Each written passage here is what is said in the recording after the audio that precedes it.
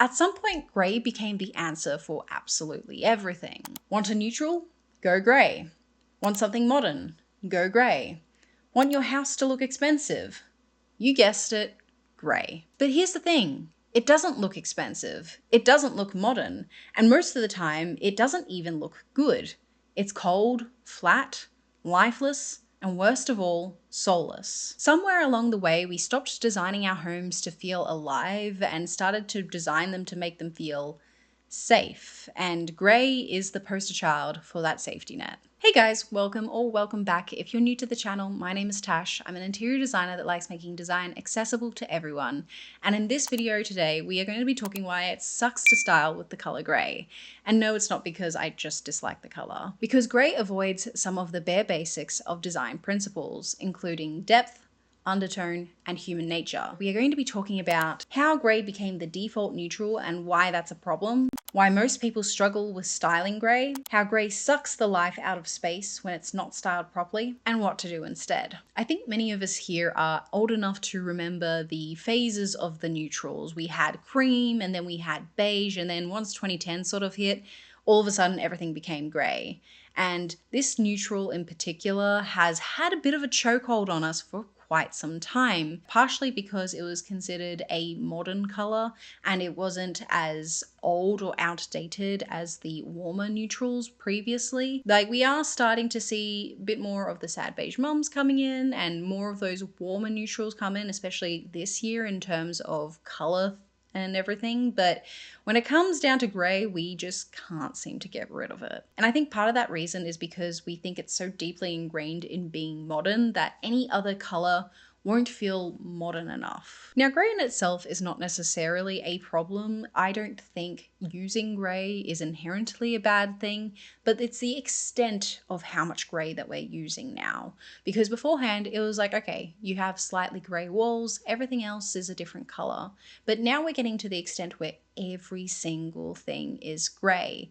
And this is where we start losing the soul of the home, because if everything is all the same, there's nothing of intrigue, there's nothing of interest, there's nothing to inspire you either. Unlike a lot of other colours, grey, like true grey, is very rare to see in nature. In comparison to something like green, you have chemicals. So you have chlorophyll, or with reds and oranges, you have carotenoids. But with true grey, that is a very rare thing to see in nature, and because we're putting so much of it into our homes, it's very, very unnatural, and that is the problem with using grey to this extent. On top of that, grey is a hard colour to style with. I find that most people tend to not realise that grey can be pulled from literally any colour in the colour wheel, especially when it comes to paint colours and all that. A true grey, technically no, but when it comes to a paint colour that's grey, usually it will pull from one of the other colors in the color wheel. So that might be a blue, that might be a yellow, might be a green, whatever it may be. If you then use that gray and then try and pair it with another gray that doesn't have the same undertone, you end up having a clashed look. If you'd like to learn a little bit more about color theory, please feel free to check out this video here that I did about it. It's really, really interesting. And pretty much the only difference here is that because you've got this gray shade over the top of it, you have all these different colors that are similar, but they are quite different. And once you pair these grays incorrectly, it ends up feeling dirty or clashing, and you just feel like it doesn't work for whatever reason. Another qualm that I have with the color gray, especially when it comes to paint colors, is that it's a very flat color. Now, this is not for every single shade of grey that's in existence with paint, but I've worked in the paint industry for 5 years, and a lot of the formulas for the colour grey are very simple. Doesn't necessarily seem like a bad thing, you know, white, black, maybe some green in it, whatever it may be. The problem is that because it's a very simple colour, there's no depth to it. And the depth comes in through the variety of those different colors all playing interchangeably with each other because of the light. So because we have such flat grays, the grays on our walls tend to not have that internal depth. On top of that, because we are in a modern society and we're having more sleeker looking things, we're losing the depth and texture in a lot of our grays as well. This is a problem with other things, but I do find that gray tends to be the biggest culprit with this. So you may be in a space where you've got the gray walls, you've got the gray trim, you got the gray handles and gray floors, especially with those like vinyl floors. There's not enough depth in them to actually give your brain this illusion that there's actual space. And so everything feels very, very flat. Now, is this to say that gray is the only culprit here? No, it's not. It is some other colors as well, but because we have more variety with those other colors, it isn't as obvious if you only use a few different colors and they're still kind of flat.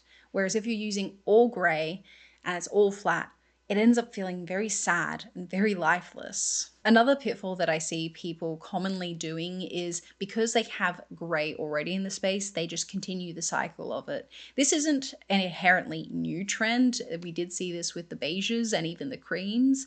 A lot of people will be like, okay, well, I've already got something that works in the space. Why would I change it? So they continue with the process of just continually buying more gray things.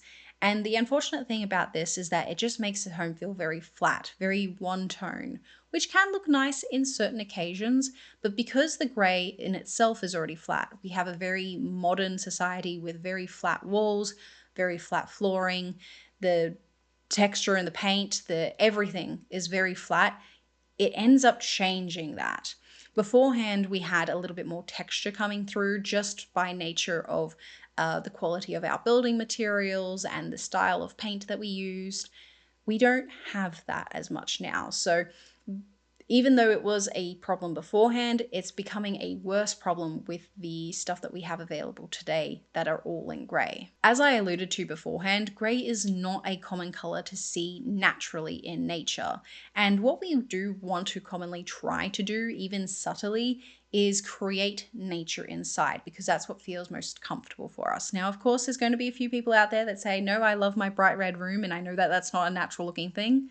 Fair enough. But for most people, on average, a more nature-inspired or nature-based room will feel the best for a lot of people because of the fact that we are still inherently kind of animals and that we do want to feel tied to nature. Grey, because of it being so rare in nature and so abundant in our homes, can lead to us feeling like crap. Humans tend to tie a certain emotion to colors, and of course it's not always going to be exactly the same, but overall a lot of people, as you may have heard, may think of yellow and orange as energetic and exciting colors, but then green or blue may be seen as calmer colors. And the thing with gray, because of its lack in nature, we see it as something decaying, as something dying, because if you think about where you see it in nature, it's petrified wood, it's old age, it's stone, it's something that doesn't provide life. So although it can be beautiful in a naturescape, having it solely as the only thing that you see, it sets off a warning thing in your brain going, there's something wrong here. And although I know lots of people do love the color gray, the use and overuse of it more so is where the problem lies. And this is why it sucks the life out of a space. It gives this waiting room vibe, or like you're stuck at the hospital. It feels very sterile and very unnatural. When it comes to styling with grey, I do think it still can be used within a space, just like any other color. I think it can be used, but especially with this one, it needs to be used sparingly. And currently we're not using it sparingly. So what can we do instead? Let's say you have an all grey home, you've got grey walls, you've got grey floors, and you want to make it feel more like yourself. My biggest suggestion is to try and make the grey feel like a background color. It is a great backdrop, honestly. So make sure you have a lot of green plants, make sure you have a nice big rug, maybe some artwork on the walls. Make it feel as if it is your home and don't let the grey overly consume you. I know that some people say that they like a fully neutral home or grey home because of the fact that they want to relax after the day is done and just be on their phone. But imagine if you didn't have your phone. You're in a grey box. You won't want to relax there anymore because you will have nothing that inspires you. So make sure you do go ahead and personalize your space however you can, even if it's just a very small way of just having a little bit of decorations out. But if you can add in any personal effects of any kind, it'll help make the space feel at least a little bit more like you, even if there are things that you would like to change. Now, if you'd like to see a little bit more of me, make sure you check out this video here, and I'll see you guys on the next design adventure.